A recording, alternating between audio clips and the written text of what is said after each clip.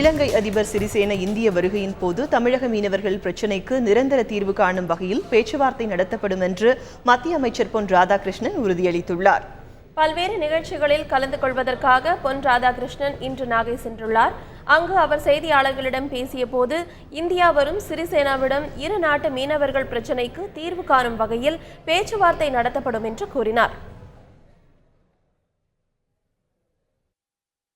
நிரந்தர தீர்வு வேண்டும் என்று நாம் விரும்பும் போது சிறிது காலதாமதமானாலும் கூட அது நிரந்தரமாக அமைய வேண்டும், எந்த பிரச்சனையும் இல்லாமல் அமைய வேண்டும் என்பதுதான் நம்முடைய கவலையாக இருக்கிறது.